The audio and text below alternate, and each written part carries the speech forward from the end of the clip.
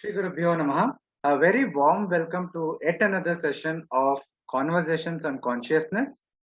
Today we have a very special guest joining all the way from Gujarat, Swamini Sadvidyananda Saraswati ji. Thank you very much, Swamini ji, for making time for this session and for agreeing to share about your life journey. Before we begin, I just want to start with a small prayer. सदाशिवसमारम्भां शङ्कराचार्यमध्यमाम् अस्मदाचार्यपर्यन्तां वन्दे गुरुपरम्पराम् श्रीगुरुभ्यो नमः हरि ओम्. Yes, just a brief introduction to Swamini ji before we begin the interview. Swamini Sadvidyananda Saraswati ji is a disciple of Pujya Swami Dayanand Saraswati ji, and she has studied under him and many other gurus Vedanta for many years. And so for the last few decades, she is in Gujarat. She teaches Bhagavad Gita, Upanishads, Sanskrit, and Vedanta in Hindi, in Gujarati, and in English also. She takes classes. And Swamini ji is involved in many translation works, and she also runs a trust, Asha Vidya Tirtha, and we will be listening from her in more details about all these aspects of her life and work. So with this very brief introduction, let me begin today's interview. Swamini ji, again, thank you for You are welcome. coming on our show. So my first question, this is usually the first question that I ask all of our guests, is about to share with us about your spiritual journey, especially, for example, who were your early inspirations? Did your early upbringing and house environment played any role in your spiritual quest? So how did it all begin, so to say, for you? If I say, I'm coming from very religious family where they have all religious functions like Navratri celebration. My grandpa also used to do that. And my grandpa used to read all these Vedanta books in Gujarati and Hindi those days. I'm talking about 1955, 60, 65, like that. But that time I was very small, 6, 7 years. So I don't know about anything about these things. But I saw him like reading books, and I have never seen him eating salt. Without salt only he was taking food and all homemade food and everything. So that kind of austerity I saw in him. But by the time I was 7, that is if I say, that's my first experience of death when I lost my grandpa. And those days, after sunset, we don't take the body to the cremation ground, So evening he left his body, and so whole night, me, my grandma and my mother, we were sitting next to his body whole night, And I was just 7 years old. So that lot of questions was there, that grandpa who was even teaching me math, and then he was talking to me, playing with me, and then suddenly he's lying here, not talking to anybody. And that gave me a very big shock that we can lose something, that the fear of loss. Then as routine, I started schools and college and everything. But that religious, and then my grandpa had the spiritual aspect. You won't believe, he was reading Upanishad those days, and he was getting this Gita Press Kalyan magazine, if you know. Now also it is there. Yes. So those days in village, near Surat, in the village, he was by post, he was getting that Kalyan magazines, and he was reading those things. So they say that third generation it comes. So I am the third generation where it came to me. And then in 1980, Chinmayananji came to Surat. That time I was with my parents, my family, and Chinmayananji was giving lectures on 13th chapter. And morning Bhajgovindam he was teaching. So I was attending with my father and everybody. So that is the time, if you remember, this Stephen Hawking talked about the black holes. Theoretically, he said there should be black hole. And my father used to get us, because my father did his engineering, Pune in engineering in 1942. So he had a lot of my whole family is all educated. My grandpa also emphasized that everybody has to a minimum bachelor degree, that much family background. And so I was reading that the discovery that India Today has a Science Today magazine. Now also it is there. So my father subscribed for that and we were reading. And so whatever we don't understand in English, he used to explain to us. So that time he explained to us about black hole. Okay. Now when I heard Chinmayanandji, then he talked about Atma in 13th chapter, Sarvendriya Gunabhasam, Sarvendriya Vivarjitam, Nirgunat, Anaditvat, Nirgunatvat. So when I was listening to that, and that Gneyam, then when it is to be known, when he said Gneyam, it is to be known, then what clicked to my mind is, I know what black hole is. How come I don't know this Atma, What he's telling that it is to be known. Bhagavan Krishna is telling this is to be known, and knowing this only we can know everything. So that clicked my mind, and I decided that I'm going to go for this. And so that's how we started classes. So in 1980, then Chinmayanandji announced that one of my students will, now he is a Swamiji there in Baroda, Swami Brahmatmanandji. So he started coming every 15 days to teach us Tattva Bodha. So in 1 year, he completed Tattva Bodha for us. By that time, it was too much for him to travel Baroda and then Ahmedabad and Surat and all that. So the people from Ahmedabad and Vadodara, they wrote letter to Chinmayanandji that send somebody else to Surat, which is near to Bombay, then Ahmedabad and Vadodara. So Swamiji, immediately Chinmayanandji told Nitya Bodhji, who was in just last year only we lost Swamiji, Swami Pratik Bodhanand, if you have heard about that. He was Acharya there in Parcelesburg Ashram. And so Swamiji, that time he was Brahmacharya. So Chinmayanandji said, you go to Surat and teach there. And so that's how Swami Pratik Bodhanandji, that time Nitya Bodhji started coming to Surat. And so that's how I started my journey of Vedanta.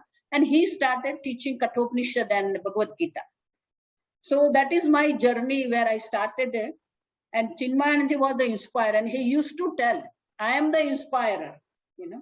Chinmayanandji used to tell, I am the inspirer. I put the spark in the people, then the journey starts. So that is how my journey started of Vedanta. Then Pratik Bodhanandji was there, 82, 80, 81, 82. Again, we invited Chinmayanandji in Surat, and that time also we had a very good conversation with Chinmayanandji directly. So that is the start of my journey. Fascinating, Swaminiji. So, and from then on, you went on to study Vedanta under different teachers. So tell us about this part, and when did you meet Puja Swami Dayanand Saraswati ji? So then what happened? So Pratik Bodhanandji started coming from Mumbai to teach us. So like Brahmatmanandji, that time was a Laksha Chaitanya, Brahmachari. So he used to come 15 days, every 15 days, one class was there.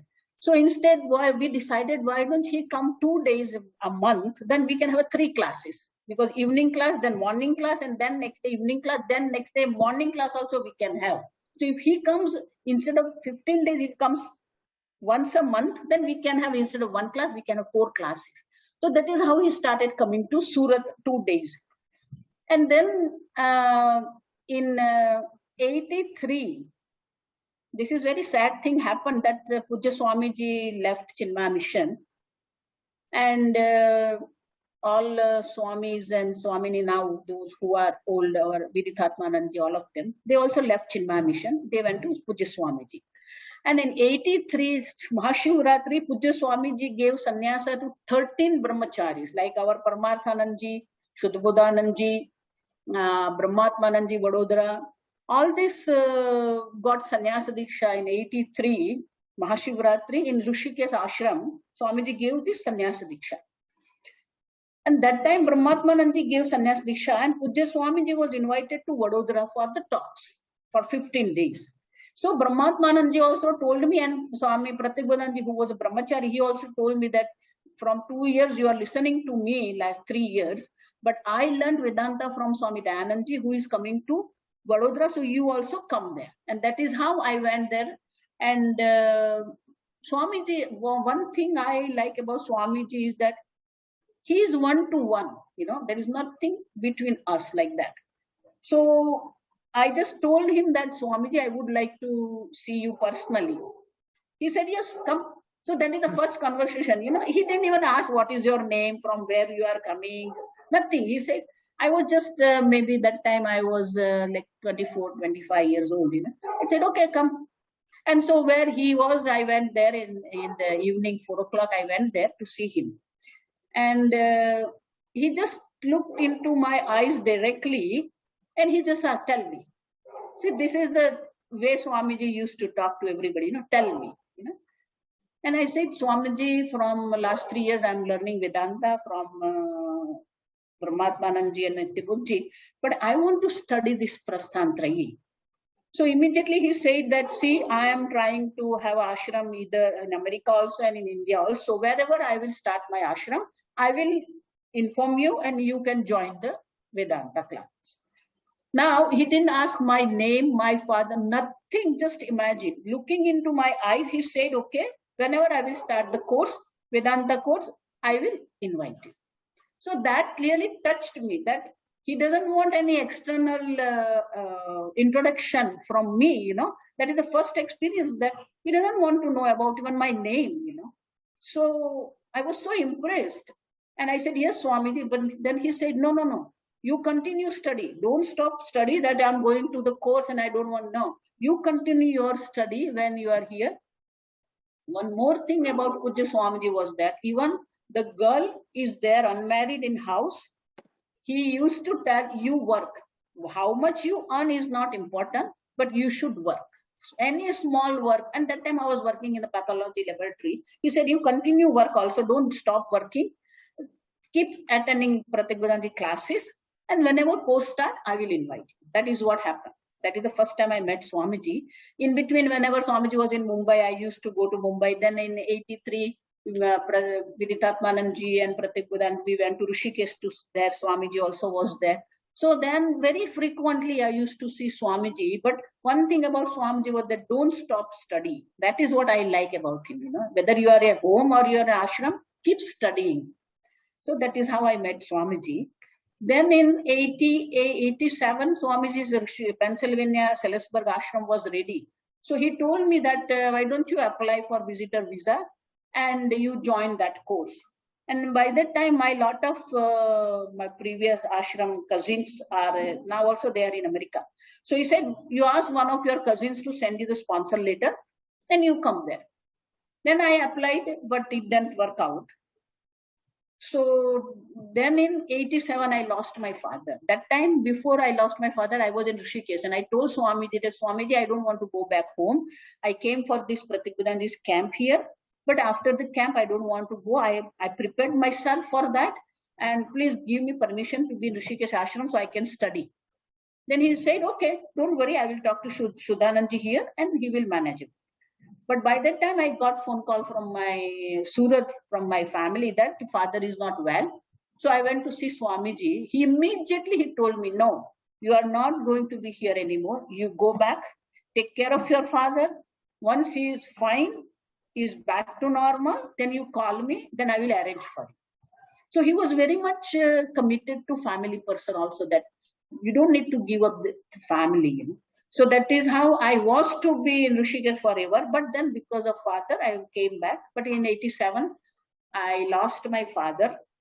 And then I called Swamiji that, Swamiji, he didn't survive and he's no more. So what should I do? Then he said, no, you take care of your mother now. And when I will start the course, then you join, don't go to Rishikesh now. I said, okay, Swamiji, I won't go. So I started taking care of my mother and I was working already. So I was started working. In 88, one of my father's cousins in Mumbai, he knew that I was planning for the America. So he told me that you come here, be with me, one of my friend, he knows how to get visa. So you be here with me and we'll get you visa. And in 88, October, I got visa. Okay. Visitor visa for America. And that is also third trial. Okay, in third time, somehow he managed to prepare the papers for me in such a way that they gave me visa. In American visa, visitor visa, I always tell there is only one rule. Whatever they give is one thing. Untold rule is that you prove that you come back here, then they will give you visa. And so he prepared the papers in such a way that they gave me visa. So I called Swamiji, that Swamiji, I got visa. And he said, okay, immediately you book ticket and then you come here. So in 88 November, I went to Salisbury. Okay. But that time, Viditatmananji's the public talk was organized by us in Surat. So Viditatmananji was there. So I talked to Viditatmananji also. And he said that my brother is there in Boston. So first you go to Boston. He will make whatever your requirements, because that is a winter time, snow time. So our clothes doesn't work there. So he said, you better, I will talk to Atul and then you go there. So 1 week I was with Atul and Rita, and then they made me buy the warm clothes and whatever requirements are there. And then one thing I knew, that English and American English means Webster English. Our Oxford dictionary doesn't work. There, what is a Webster dictionary?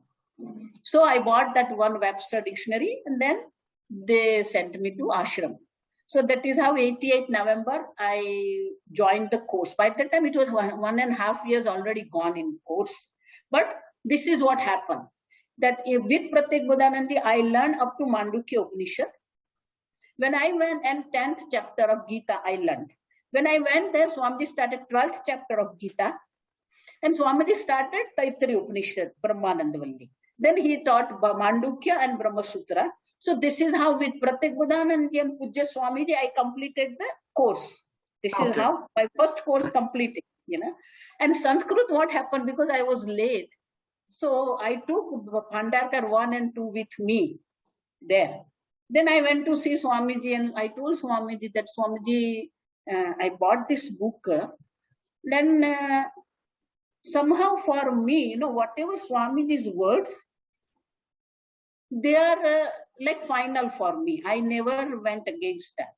So he said, Bhandarkar 1, I put that Bhandarkar 1 in his hand and I said, Swamiji, this is the first book I brought with me. I want to study. This, you can study yourself. Don't worry, you start studying yourself. Look at this. So he had a confidence in me. That is what my surrender to Swamiji. And I honestly am telling you, in 40 days, I completed whole Bhandarkar 1 by myself. In between, whenever I had a questions, I was asking our Siddhabodananji, that time he was Mahadevan. So Swamiji told me, whenever you have question, you go to him, he will solve your problem. And in 40 days, whole Bhandarkar Sanskrit part 1 book, I completed. Then I went to the second part. It was very hard. Second part is really hard. But somehow I managed and I completed that. So this way, by 89 December, I completed one course with Sanskrit Bhandarkar 1 and 2. That time Panini, he was teaching for few students, but I didn't understand anything, so I was not doing that. But by that time, Coimbatore Ashram, our Arshvide Gurukulam construction started. So I knew, because Sunita Amma and Santaram used to come to Salisbury to see Swamiji, and being Indian, I was very close to Sunita Amma. So I told Swamiji, Swamiji, this is half course. I want to attend the entire course. So I will be in Coimbatore. Yes, you are coming to Coimbatore. So 1990 January, I came back to India. Then I went to Viditatmananji, and then I went to Swamiji's celebration. We had 68th celebration of Pujya Swamiji. Shashtabdi Purti was there in Rishikesh. So I attended that. Then I traveled with Swamiji to Coimbatore and Madurai and all the places. And 1990 October, I went to Coimbatore Ashram, Arshvide Gurukulam. And there I started my again course. 90 to 94 May, I completed my course there in Coimbatore. But 94 May, 8th May, when we completed, before that Swamiji used to talk to everybody what they want to do in their life, And so when I went there, as I said, Swamiji's words are final for me. So looking into my eyes, he said, you start teaching. That's it. So I started teaching in 94. That is how. Swamini, when did you take up sannyasa? What was the inspiration? I mean, was there any event or something happened that convinced you that this is the path for you? No, that when I went to America ashram, that time I decided that I'm going to live that life. But sannyasa was not in my mind because my mind was more on the learning. And I always tell people, sannyasa is not important. Learning Vedanta is more important. That's one thing. And Swamiji also, first he teach Vedanta, then only he gives sannyasa. He doesn't give sannyasa directly anybody. After Vedanta learning, enough learning, whether person is grihastha or not. But after learning enough Vedanta, only Swamiji gives sannyasa diksha. That is a Swamiji's thing. And for me, taking sannyasa was not a goal for my life. My life goal was Vedanta. So once Swamiji told me that you start teaching, so as a brahmacharini, I started teaching in 94 June, I started learning. But Pratik Buddhananji was Surat there. So Swamiji said, I will call Pratik Buddhananji. He will introduce you to the some new city. So you start teaching there. So Pratik Buddhan introduced me in Bardoli. Already Bardoli I knew because that Dr. Kalaben here, she's now 96. Those days she went to Bombay for MBBS. So she was supporting me for all my journey. And so she said that before I went to Coimbatore, she told me that when you come back, you have to come to Bardoli to teach us Vedanta. And I promised her that I will come and I will teach you. So I started my classes in Bardoli. Then Pratik Badhan introduced me in Navsari and Valsad. So that is how 10 days every place I was traveling. 10 days Valsad, 10 days Navsari, and 10 days Bardoli. That is how I started teaching my Vedanta classes. But then in 98, Swamiji asked me to translate this Gita home study into Gujarati. I am being a science student. I told Swamiji I need some time because I am a science student. I am not a literature person. So the translation is not my cup of tea, but because you said, I am going to do it. So he said, okay, you take your own time. Then I started doing that. In that time, I learned that people, those who know computer, they don't know language. And people, those who know language, they don't know computer. And by that time, I was a teacher, so I can't go to the computer classes because I'm traveling 10 days every place. And so in Valsad, one of my hosts, she said that Swamiji, don't worry about that. It is very easy. So she bought one computer. So the same person from whom she bought, they said that I will help you, Swamiji, don't worry about that, going to the classes.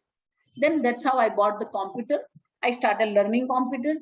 I started working on, and I started translating Swamiji's small booklet like Guru Purnima, Dakshina Murti, because I need not only translation. See, publishing book is not only translation. Yes. It is a translation, then proofreading, then editing, and then printer. We have to have experience of the printer also, what kind of paper they are using. So I started having experience of this printing world. Then when I started translating Gita home study, I started almost 300 pages. And then Swamiji was in Bombay for public talk, so I went to see him. And I as soon as I sat in front of him, I started crying. So I said, what happened?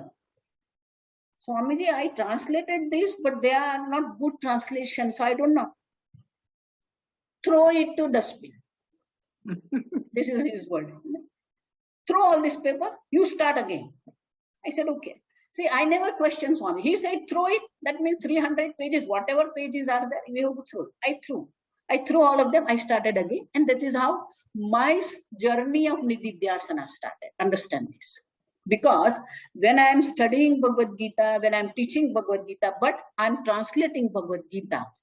So I took it as a sadhana. We are not going to go to forest. This is our life, And so I took that one. Swamiji also told me, take it as a sadhana and it will help. And that has become Nididhyasana for me, because manuscript you kept ready, then those days only floppy was there, 1.3 yes. KB floppy was there. So I started working. So from 1998 to 2003, I was doing this Gita translation. So that time, because we don't want to wait for all these 2000 A4 size pages, so 70-80 pages booklet I will prepare and I will send the people. So like that, 26 books I published. So I never thought of sannyasa. Do you understand? My mind was working for Swamiji. I am Swamiji's student and Swamiji asked me to translate. So my mind was working in the translation of Gita and publishing it. And Swamiji told me that you have to translate, you have to publish it, but you have to, because it is a Gujarati local, so you have, don't keep price high. Half price you sell. That means half price I have to get donation. So I started my trust Ashvidya Tirth in 1998 to get the donation for the printing. So I never even thought of sannyasa. But then in 2002, Swamiji was in Ahmedabad. And that time I talked to Viditatmananji that Swamiji is here. So personally we can talk to Swamiji and what Swamiji you think about sannyasa. Then he said, okay, I will take time from Swamiji and we'll talk to Swamiji and you also see what Swamiji says. I said, okay.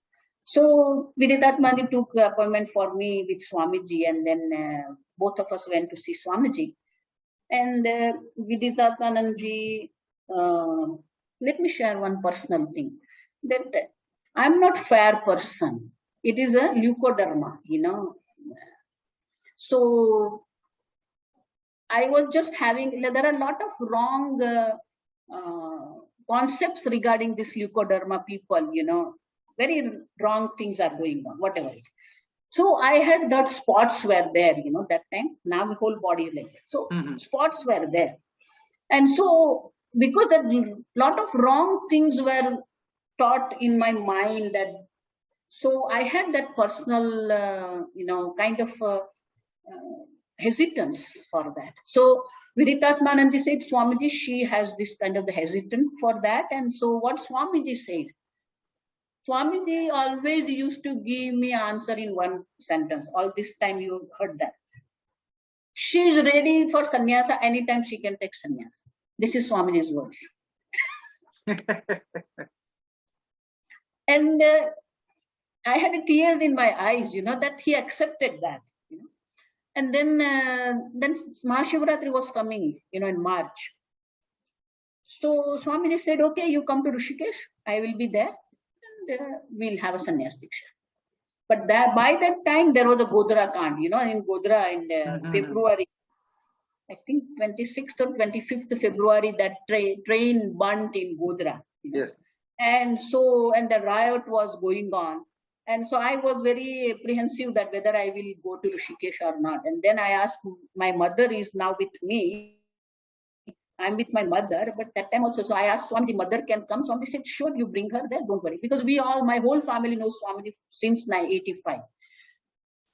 But luckily, we could cross Godhra and I could reach Rishikesh. And that's how in Rishikesh, March, Mahashivratri, 2002, Swamiji gave me sannyas diksha. So that is what my sannyas diksha. One wonderful, very fascinating journey, Swaminiji, you have had. Thank you. Now, moving forward, I want to ask some questions regarding some of the misconceptions that people have regarding Vedanta. And one of the biggest one among them is that not just Vedanta, for any spiritual pursuit, there is a popular conception, at least some section of society, that spirituality is for retired people. And it's not for everybody. It's only once you retire from your life and all responsibilities, only then you need to focus on spiritual growth or Vedanta and all. So as a teacher, you must have come across this question many times. So how have you addressed this issue?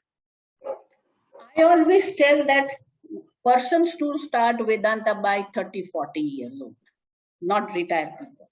This is first thing. I always tell people, young age only one has to start Vedanta. Vedanta is not for the retired people. One thing. Of course, after retirement, person can join Vedanta. That's a different thing.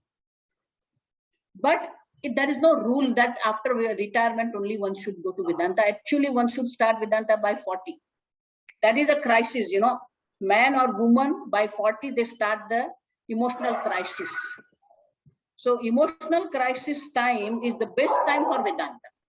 So people, those who have entered to Vedanta by 30, 40, sorry, this dog conference also is going on. I call it dog conference. They are talking to each other.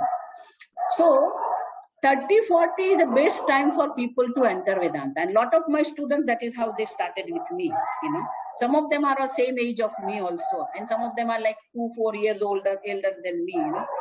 So because that young age is the best time for Vedanta, because it can lead you to very good life. See, after retirement, we tell people that you do Kartavya Buddhi. What is a Kartavya Buddhi for Karma Yoga? They tell me. Retired people, what is a Ishwararpan Buddhi? What is a Prasad Buddhi? They have already finished all this area, you know. And that's why it is the wrong thing. If, of course, retired people can, the Swamiji's sentence, if I say, Vedanta is a best retirement plan. But that doesn't mean that after retirement you have to, that Swamiji's sentence doesn't mean that after retirement you have to start Vedanta. But if you are retired, go to Vedanta. That is Swamiji's. But I always tell 30, 40 is the best age to start with. Okay, wonderful. So another issue, might I say, that people have is nowadays, you know, there is a lot of discussion about the need for work-life balance, you know. But however, I think, I personally think that there is a deeper imbalance in our lives, the deeper issue that needs to be addressed is lack of balance in the pursuit of purusharthas. So we have the dharma, artha, kama, moksha. I think most of us are kind of, there is an imbalance in it. We pursue one or two purusharthas at the cost of others. So how should a seeker balance the purusharthas? How can they balance between their material pursuits and their spiritual goals? Any practical tips for us? What I practically see is, and as I said, in Bardul, you know, all of my students, most of the students are doctors. So they have a practice. Some of them are like gynecologists. They have all emergencies. You know, they are all emergency practice. So what I used to tell them is that you give me 1 hour in the morning and 1 hour in the evening. Rest of the time is your time. First thing. Second thing, as I said, 10 days Bardoli, 10 days Navsari. So I used to tell them only 10 days I'm coming.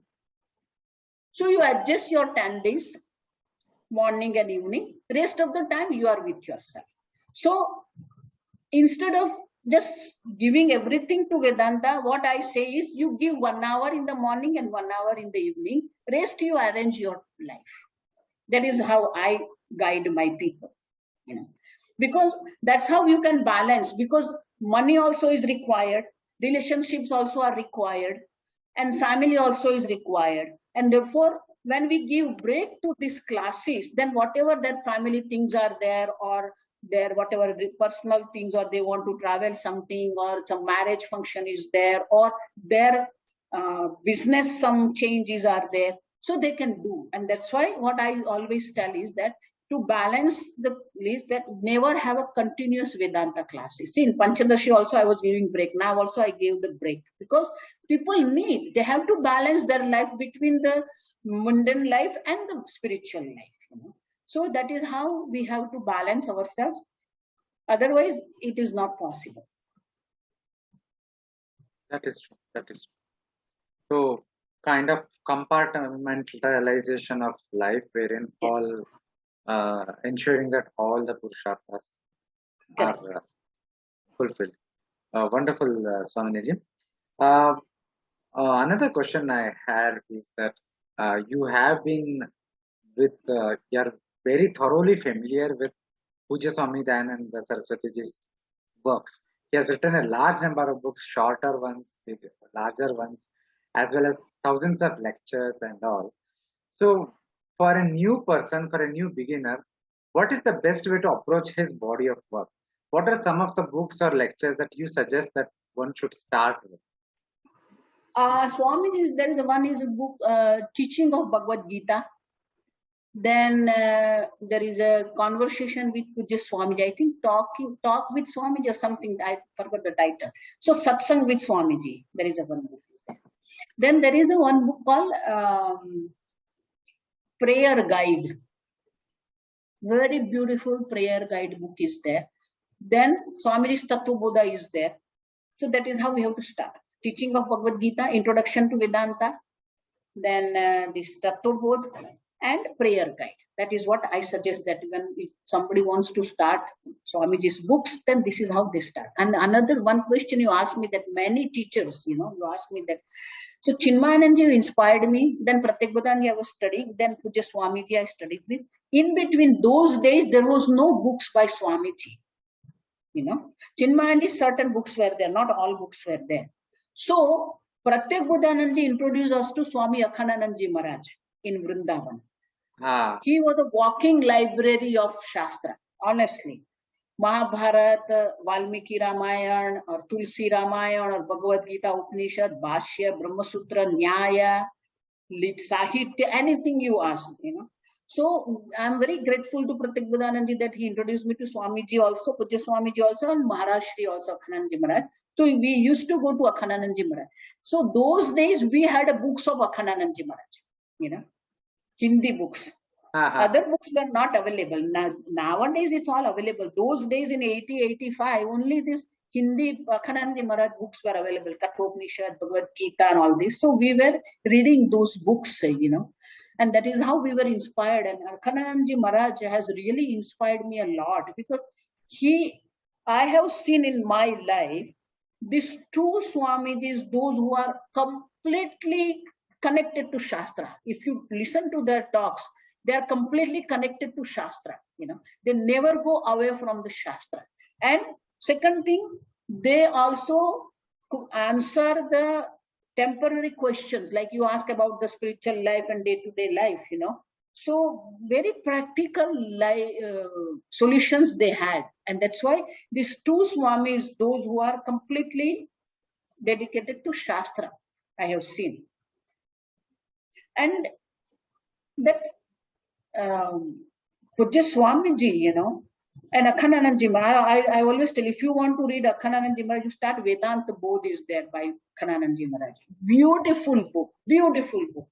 So in Hindi, if somebody wants, then Akhandananji Maharaj, lot of books are there.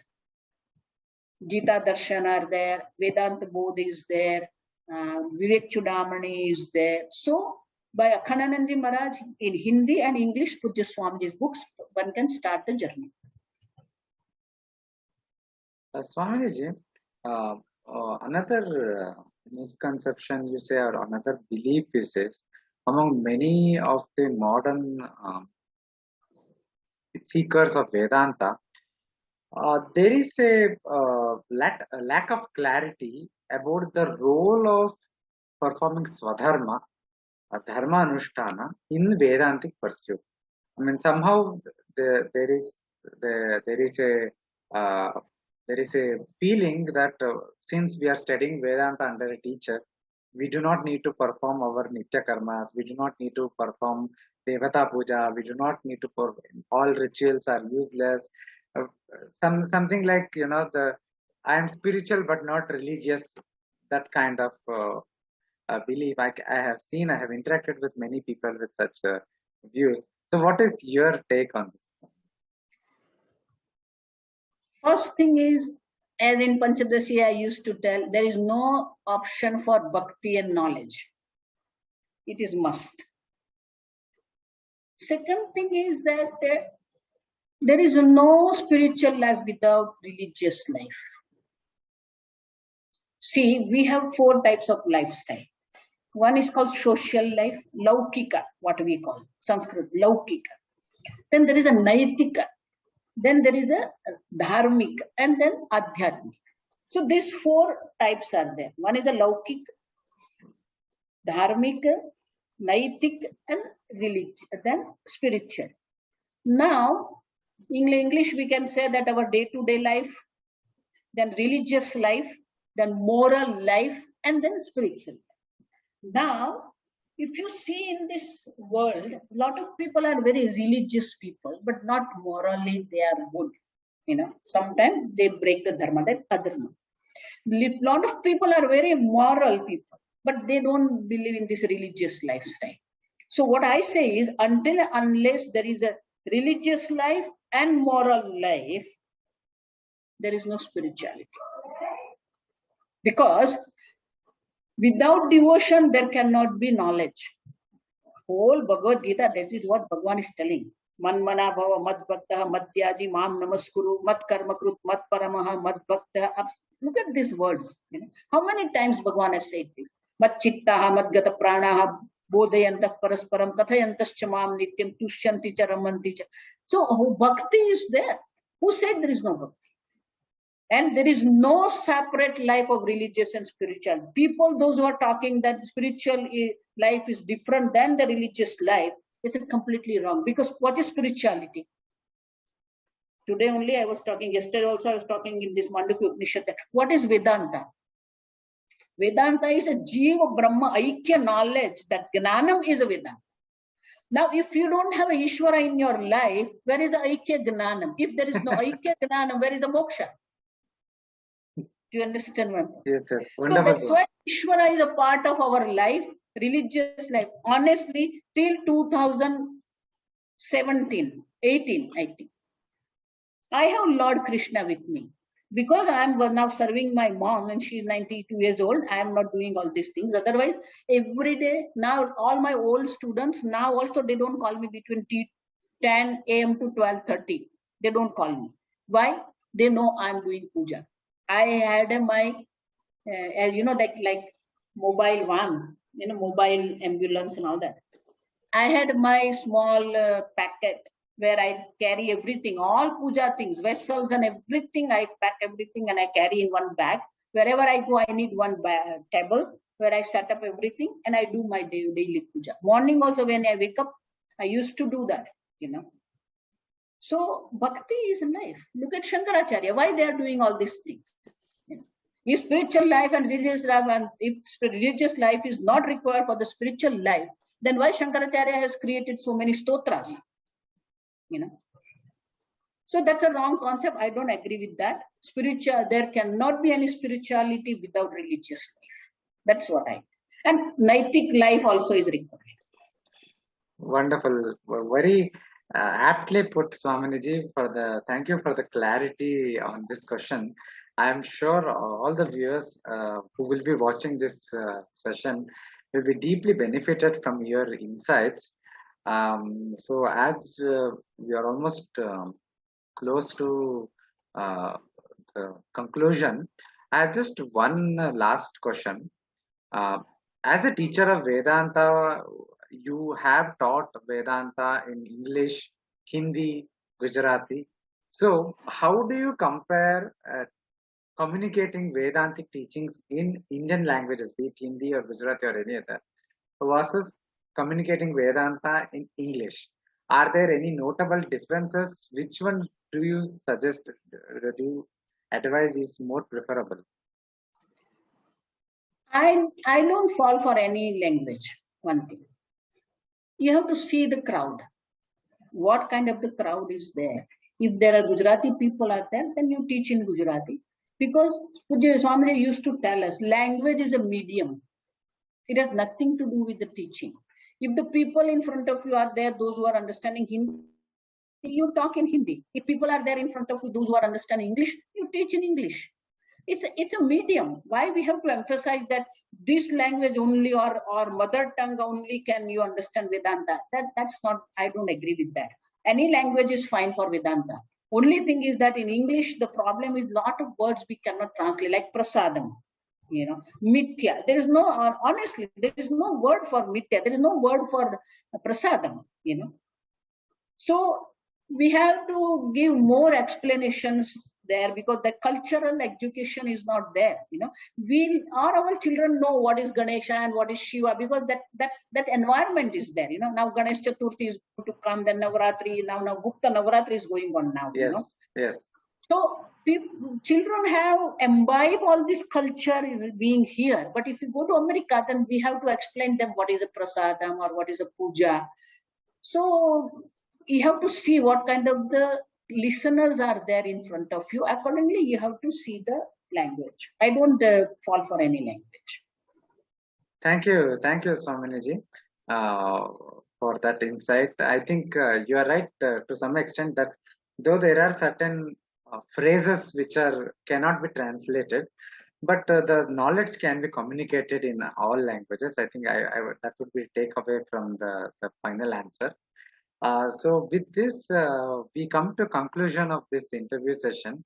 On the behalf of entire Advaita Academy, Indica Moksha, and all our viewers, I again thank you, Swaminiji, for taking time. Thank you very much. For sharing about your life journey, and it is most inspiring to all of us. Thank you again, Swami. Thank you very much to give me chance to share my experience with all of you. Om. Hari Om. Viewers, with this we conclude this session. Shri Guru Bhyo Namah. Shri Guru.